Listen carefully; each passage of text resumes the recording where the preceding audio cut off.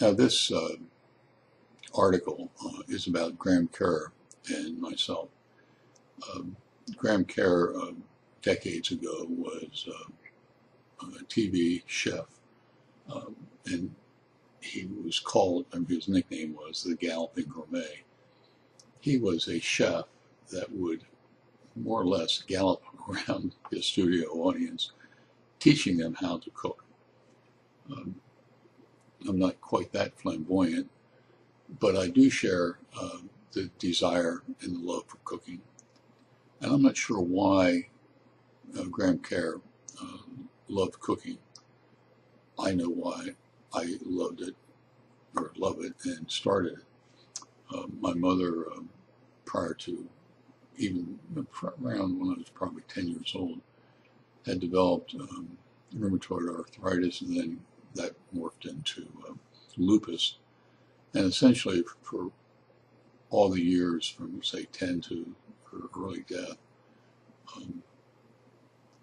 she essentially was an invalid and kind of had to lay around the house and couldn't do very much. And if I wanted something from the kitchen that was special, something baked or something cooked, there's not much I could do other than do it myself. And I learned to become independent and bake or cook myself. My first recipe that I used, or first thing I baked, was a cherry pie. Since then, I've developed other delicacies. So early on in my life, I learned a lesson because the pain of my mother, or her pains, kept her from baking and cooking.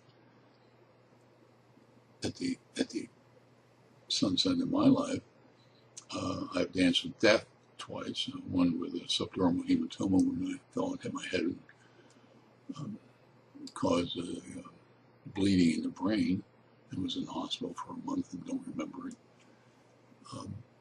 And then prostate cancer, and those two dances have taught me a very important lesson, and that is,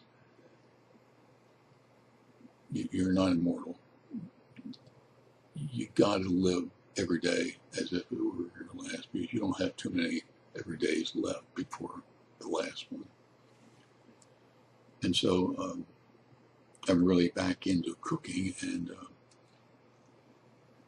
a couple of weeks ago I had the kids over, and I made probably one of my most Graham Kerrish delicacies, and that's called banana flambe, in which you ignite the bananas. And it's a nice recipe, but it also looks nice.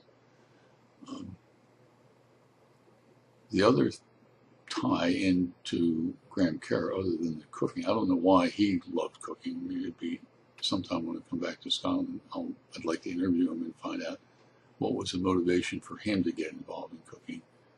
But one of the things that he mentioned in one of the videos that you'll see on the article is about Scottish independence, and how he disses the English for misrepresenting culinary facts.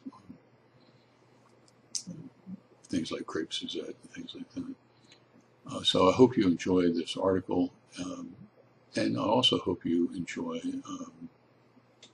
banana flambe, and more particularly, I hope you enjoy cooking. It's fun. In the meantime, you take care. Thank you.